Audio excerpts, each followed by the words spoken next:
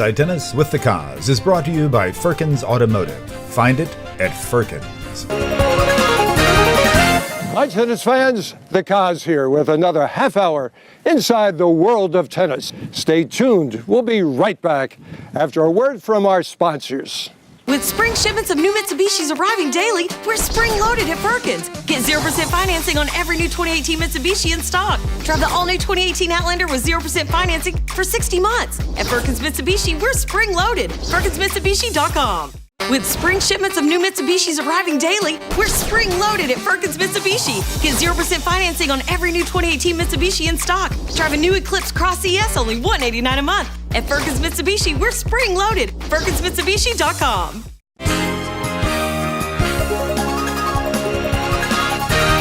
Hi, I'm John Isner, and you're Inside Tennis with the Cause.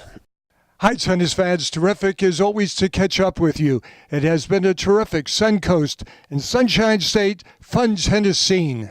Had a grand red carpet time filming the Nick Bollettieri Love Means Zero documentary at the Sarasota Film Festival with Tennis Hall of Fame coach Nick Bollettieri, Carling Bassett, and producer Ann White.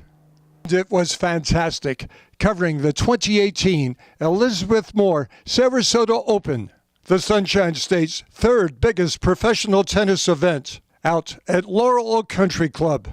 And 2018 champion, 24-year-old Bolivian Hugo Dellien, the former world number 2 junior, is at his highest career ranking, ready to jump in to the top 100.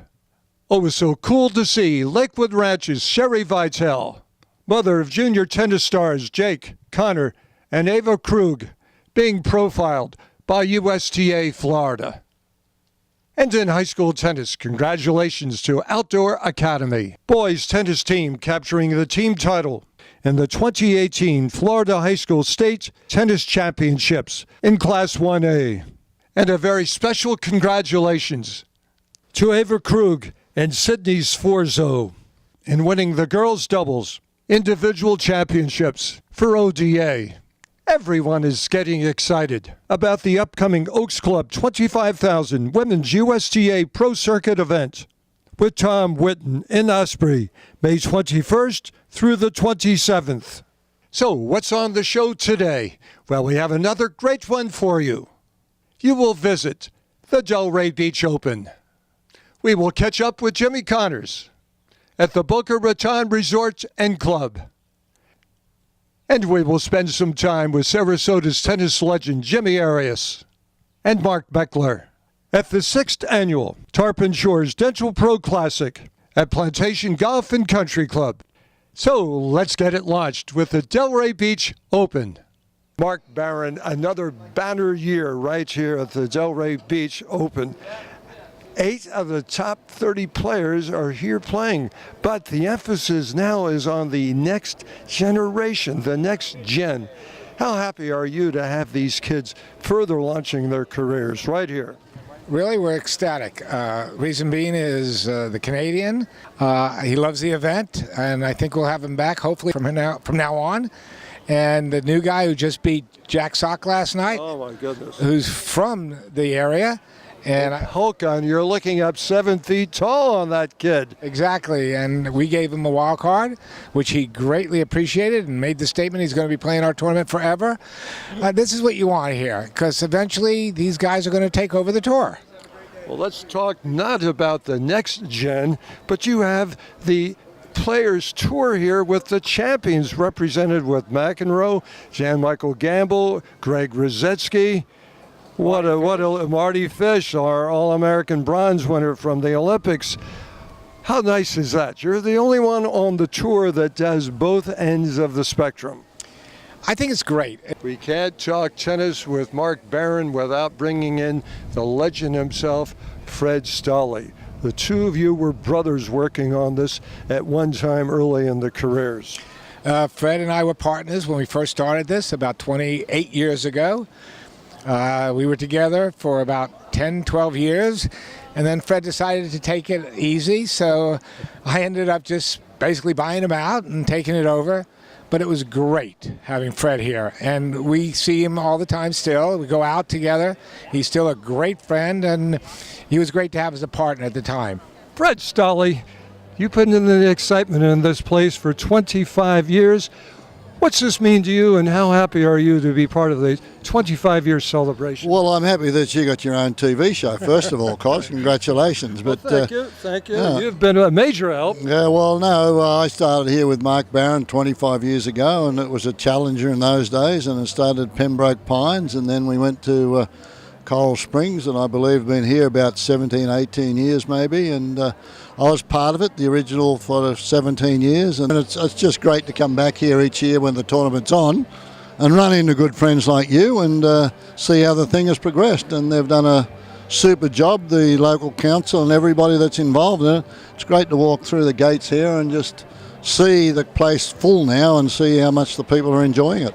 So from a player perspective, what I think is very special about this tournament is you have players at all levels who come here, right? You have the top tier players and you have some of the up and coming players. So you really get a chance to get the complete feel of tennis. And then from a spectator perspective, the accessibility is amazing. It's not your typical tournament where you're sitting way up in the stands and you can't see the action. Here you are close to the action and you see the players walking around the tournament all week long. So you don't know, you just sitting around. You could see the Bryan brothers. They were in the fast serve tent the other night. You get to see McEnroe on the Champions Tour playing. So this event, more than any other, I think showcases all that tennis has to offer. Jan, you win the Next Gen Championship.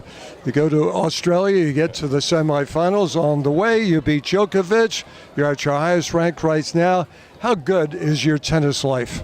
I don't know. I'm great start year so far, so I'm just trying to enjoy in the court like from last year in Milan. So I don't know how I play good now. I'm just trying to keep fight all the time. You're a busy man, no doubt about that. Are you able to enjoy the Olympics that are going on right now and staying in touch? Yeah, every day I'm trying to watch the Olympic ice skating. I love to support Korea team. I'm just trying to keep watching. Did you ice skate yourself? No, I like to watch. I see. We like to watch you. You're very fashionable out there. If you did not need glasses for correction to see the ball better, would you still wear them to look cool? If without the glasses I can play tennis on the court, I have to put the glasses all the time.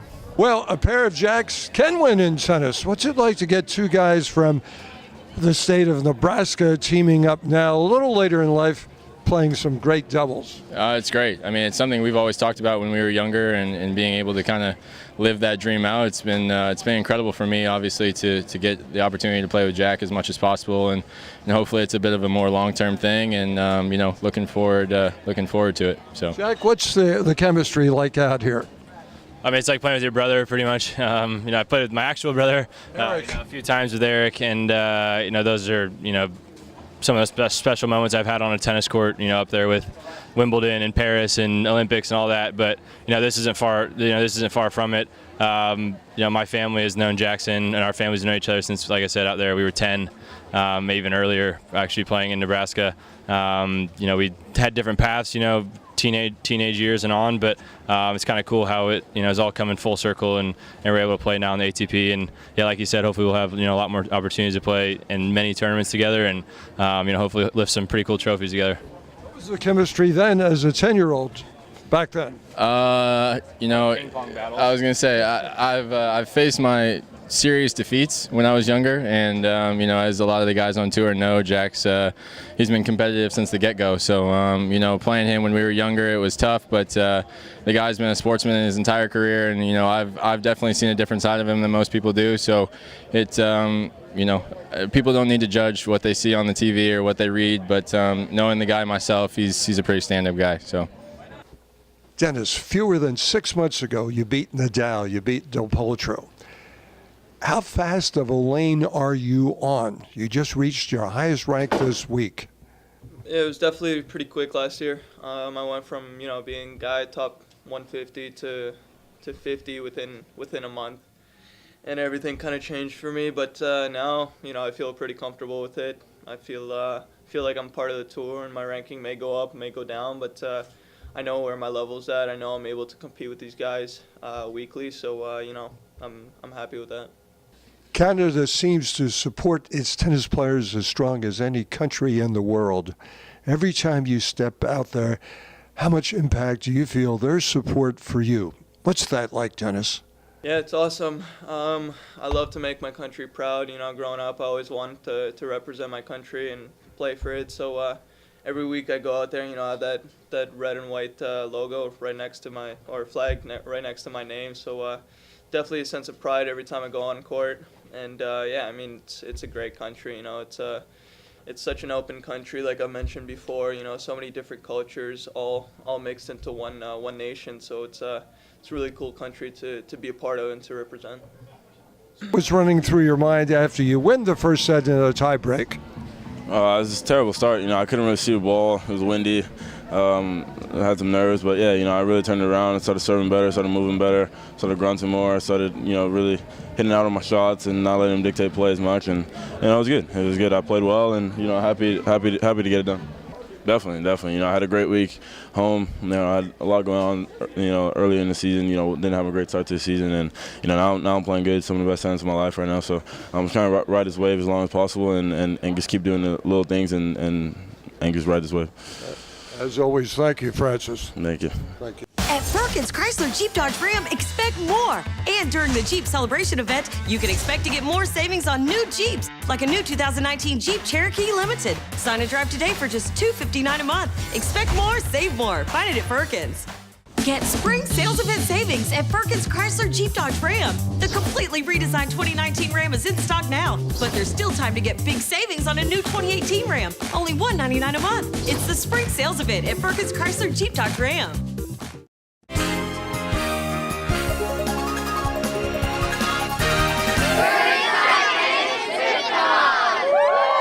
Tennis fans, thanks for staying with us. Jimmy Connors has been one of the most impactful players growing our game of tennis. Great to have two of my former students, Jim Farber and Dr. Fred Chung, training in the Jimmy Connors experience. Well, here we are, Jimmy, right here at Boca Raton Resort and Club, and you're teaching, you're coaching. Your mother was your teacher, your mother was your coach. What are you telling these players throughout life that Gloria passed to you and now you're passing on to them? Well, first of all, I mean, you know, we've been friends a long time, and thank you, Jim. But you know, tennis is, you know, for me has always been, you know, a game given to me by women, and really a woman's game. You know, very easy, very, you know, non-violent, because, you know, that's Fred's favorite word is violent, you know. So, you know, and just to, you know, to get your racket back and try to meet the ball and time it. Timing was a big part of it, you know, and to come out here with, you know, with Jim and Fred and to tell them something and see them try it and to do it and to trust it, you know, and to know that if they do that, you know, it worked for me and, you know, for 25 years on the tour, and if they come out and try it and they improve and it makes them enjoy this game a little bit more, then, geez, it's been a good day. We talked about the women in your life, but there were a couple of all-star players, legends, a couple of Panchos in your life, Gonzalez, Segura. Oh, yeah. What did they add to your career? Oh, well, first of all, Pancho Segura, I mean, my mom, when she turned me over to him when I was 15, you know, he was the only one that she would give me to. They were great friends, and she thought that, you know, we kind of played the same way. We had you know, he had a two-handed forehand, I had a two-handed backhand, and that he could, you know, take my game. She understood that she took me as far as she could, and that I needed a male influence. But he taught me more than just tennis, because he taught me life. I mean, and in a fun way, and, you know, how to handle situations, how to play tennis, and, you know, and understand the game and court sense. But even that is, you know, away from tennis also, which was even more fun. You know, and Pancho Gonzalez, you know, to meet him and his reputation and you know, and to go and watch him play. And then, you know, when I was very young, and he looked at me and said, you know, we're going to play doubles in the U.S. Open. I saw that match, and I remember his saying to you, hey, boy, you're not in the juniors anymore. That's Come right. up here next to me. That's right. Yeah, and for me to be playing doubles with him at 16, 17 years old, and understanding his thoughts and the way he went about his tennis and what he tried to do even then when he was in his 40s, to try to become a better player was it just I was like a sponge though. I mean, I soaked up so much from Segura and Gonzalez and Riggs and guys that I was lucky enough to be around, and for me to come here and hopefully pass some of that on and have some fun stories to tell is it's a good day for me. Jimmy Connors, you made everyone a fan of tennis. You were the boom. You got it going. What's this game always going to mean to you, Jimmy? Well, it's my life. It was given to me when I was 2-3 years old, and I'm family taught, so it was always in my family. And even today, it's still my kids play a little bit, my wife plays a little bit, nothing serious, but just enough to to have some fun. But it's given me everything that I have. It's given me my family. It's given me my way of life, and it still allows me today to come and to be around and to meet people and find out just how much they really love the game, and and if they remember when I play, that's even better. But but to come out and still be around the tennis and hit some balls and get some exercise, I can't do it like I used to, and hopefully I'm not expected to, but still fun. You won the U.S. Open on 3 surfaces: grass, clay, hard. Did it make any difference on what surface you were playing? And if so, what adjustments did you make? I don't think it made any difference in your mind, did it? Well, no. I mean, you go where the tournament takes you, and winning the U.S. Open for me was the biggest. And once they went to playing on grass, I could understand that. Once they went to clay, I never really understood that move because most of the Americans were fast court players, but I was lucky enough to have 3 good years on it, and then of course when they went to the hard courts over at Flushing Meadows was my favorite. But changing the game, yes, I had to change my game a bit, but but every match I was playing against somebody with a different style. I mean, not everybody played the same back then, and to play Edberg one day and McEnroe the next, and Eddie Dibbs the next day, and then Panada, and then Borg, and then Vilas, and if you let it, your mind would be swirling. One more question for Mr. Connors here. You have the luxury of playing nearly a quarter of a century out there, and you played the best in the game, legends that were older than you, and then all of a sudden you were playing your contemporaries, then you were playing younger players. Look back, pick 1 or 2 players who brought out the best of you in those 3 generations.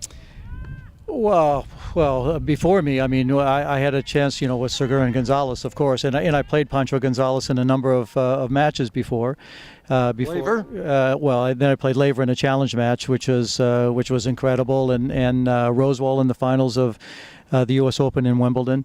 Playing my contemporaries with Borg and Mack and Vilas and Clerk and Dibbs and Gottfried and Solomon, and I could go down the list and just keep going. And I'm going to leave out a few, but I'll make somebody mad. But I can't help that. But and then to have had a game that allowed me to continue on and to play against Sampras and Agassi and Courier and Chang and Edberg and more in the next generation after me, Boris Becker and Mats Wilander and guys like that, to have been able to play them and to see where the game was going and what they were doing and what it was going to take for them to hopefully, I mean, after a while, it's time for guys to push you aside, when you get older, and it's time for the young to come in and take over. And if they don't, I mean, if they weren't going to push me aside, I'd have been happy to play until I was 45, but it came time for me to say, you guys are just too good. And so it was fun to see just what they were bringing to the table and how they were going to take the game to another level, and the generation that I came up with, Nastase and Gerolaitis and all the guys that had their own personality and what they brought to the game was so special. Would I like to play now? Of course I would. Of course, I'd be a fool not to say that I would like to be 25 years old right now and playing, but I had an opportunity to play with such a crew. Such a good crew of guys that all had their own way of bringing something to the game, and fun time. Want to know a little more about this guy? Well, let me share something.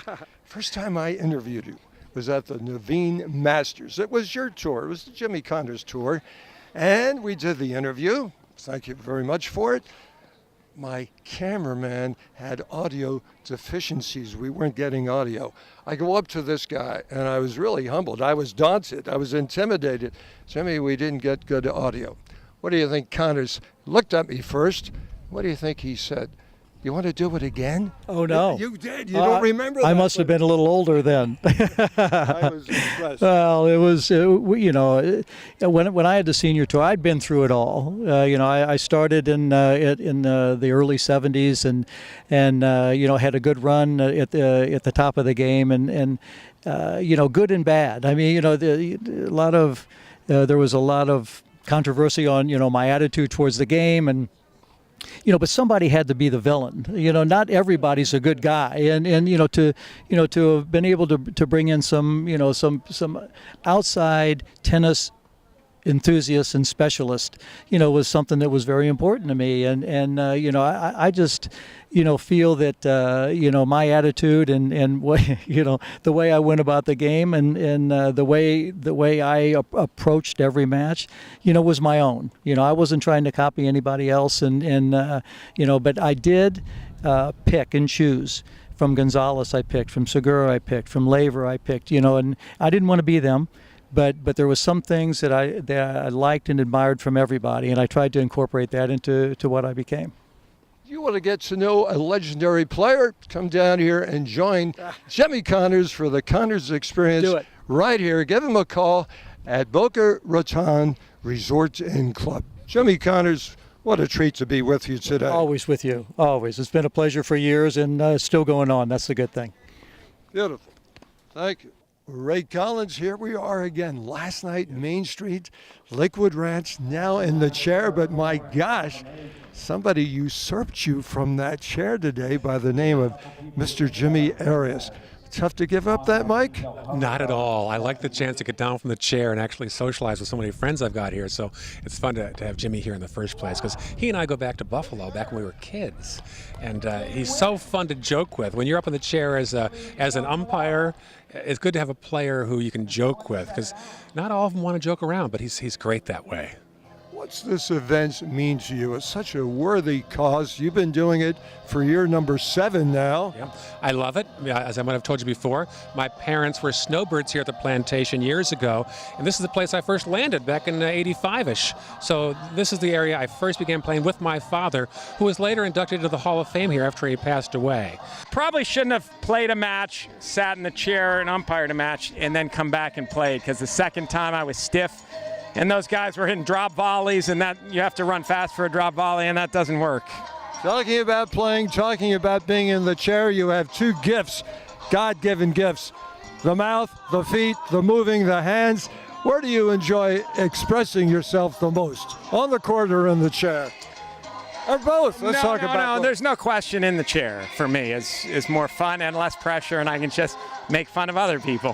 When I'm on the court, I'm a little self-conscious at this point because I don't play very often with pressure any longer. So when you have adrenaline and you haven't played with it in a year or a year and a half, it's not easy to control your emotions. I'm playing unbelievably well in practice lately. That's encouraging. It doesn't matter though, because I only play 1 match a year. I got to play a few tournaments, but my body would never hold up.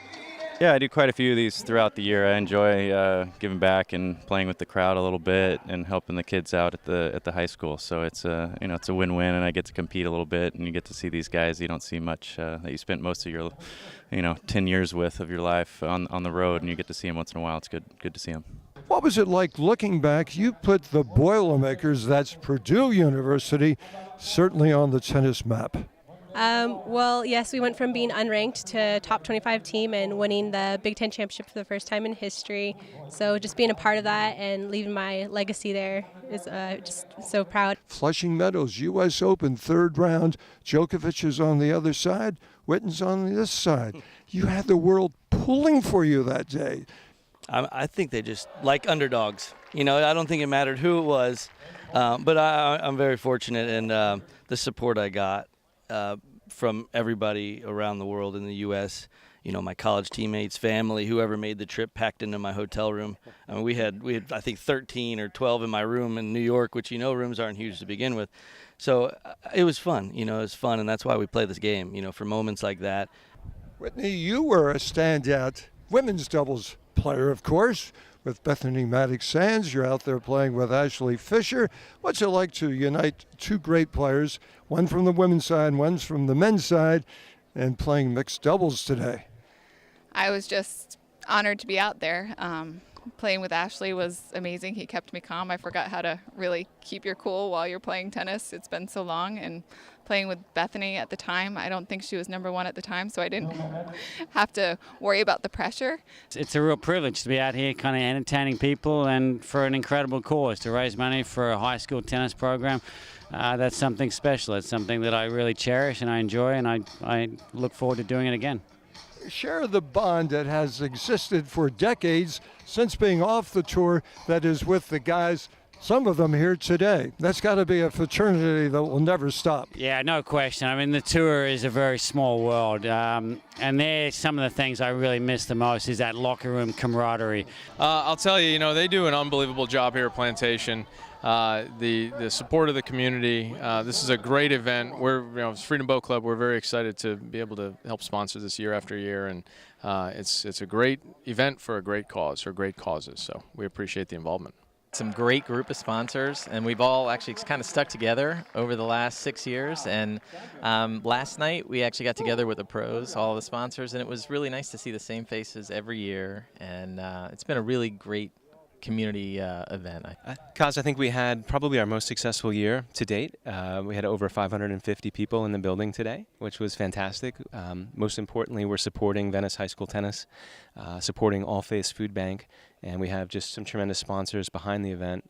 We've been fortunate enough to have about 100% sponsor renewal year over year, so very pleased. We must be doing something right. So. Well, many things right. One thing that I'm hearing, they're saying, these guys actually talked to us. These pros came over and introduced themselves and said hi. Yeah. Part of what we do when we select all of our players is really find those who understand what they're here for. They understand they're here for a good cause. They understand they're here to entertain. High school teams don't get that much support as far as money from their school. So any dollar that we can give them is a boost for their program, and just to see those kids come out in nice clothes and be proud of their schools. That's what we're trying to get to. So, Tennis fans, great to have you with us on Inside Tennis with the Cause. We love our sponsors, and you will too. Stop by and see them. Until then, remember, in tennis scoring, love means nothing, but love of the game means everything. Keep alive your love of the game. Love you, tennis fans, and we'll see you right here every Saturday, 12:30 on SNN. Inside Tennis with the Cause has been brought to you by Firkins Automotive. Find it at Firkins. Last chance to get spring sales event savings at Firkins Chrysler Jeep Dodge Ram. Drive the all-new 2019 Cherokee, just $199 a month. All-new Wrangler JL Sport, as low as $199 a month. Don't miss the spring sales event at Firkins Chrysler Jeep Dodge Ram.